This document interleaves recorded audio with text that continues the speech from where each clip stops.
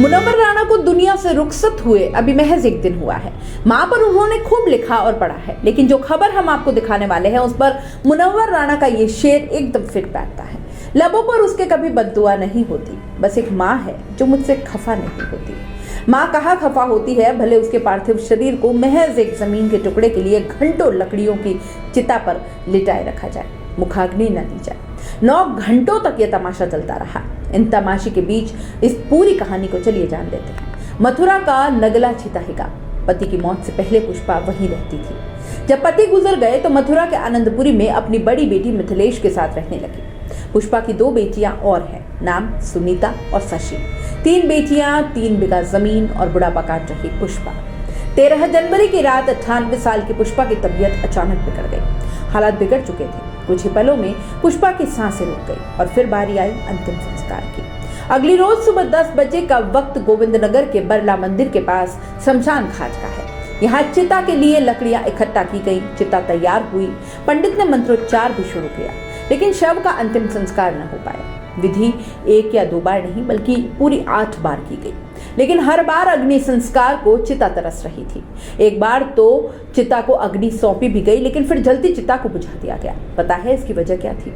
3 बीघा जमीन। जी हाँ, बिल्कुल सही सुना। 3 बीघा जमीन के टुकड़े के चक्कर में पुष्पा की चिता को अग्नि नहीं दी गई।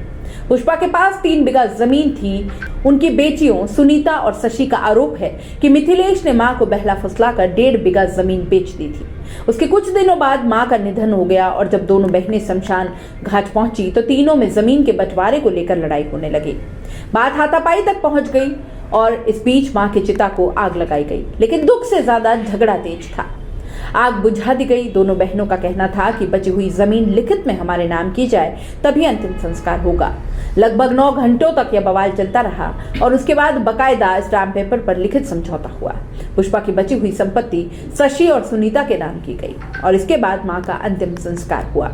मोक्षधाम के मैनेजर मनोज कुमार शर्मा का कहना है कि घंटों चिता पर शव रखा रहा, मगर अंतिम संस्कार नहीं हुआ। सुबह 10 बजे की इन लोगों में विवाद चल रहा था कि कोई तो व्यक्ति बोल रहा है कि इनका पोस्टमार्टम करवाइए, इन लोगों ने इसको मारा है, और जो दूसरा पक्ष है वो कह रहा है कि नहीं, हमने नहीं मारा, ये इनकी बीमारी की वजह से मौत हुई है। इस वजह से सुबह से 8 बार तो यहाँ पर पंडित जी आ चुके हैं, जिनको ये लौटा चुके हैं। कभी बुला लेते हैं, कभी लौटा देते हैं। लकड़ी वगैरह सब तैयार हो चुकी है। चिता में बॉडी रखी हुई है। अग्नि भी जल गई थी, लेकिन इन लोगों ने अग्नि भी बुझा दी और वो अंतिम संस्कार रुकवा दिया। सुबह से यहाँ दोनों पक्ष आपस में 3 से 4 बार हाथापाई कर चुके हैं। इस वजह से फिर यहाँ पुलिस बुलवाई गई है। पुलिस ने भी काफी लोगों को समझाया, लेकिन पुलिस वालों को भी ये कोई बात मान नहीं रहे। अंधेरे देख ले, मुंह तेरा काला हो गया। माँ ने आंखें खोल दी, घर में उजाला हो गया, मगर माँ ने तो आंखें बंद कर ली है। अगर उनकी आंखें आज खुली होती तो वो ये सब बर्दाश्त नहीं कर सकती थी। आपकी इस खबर को लेकर क्या राय है, हमें कमेंट बॉक्स में जरूर बताएं और जाते जाते चैनल को लाइक, शेयर और सब्सक्राइब जरूर करते जाएं।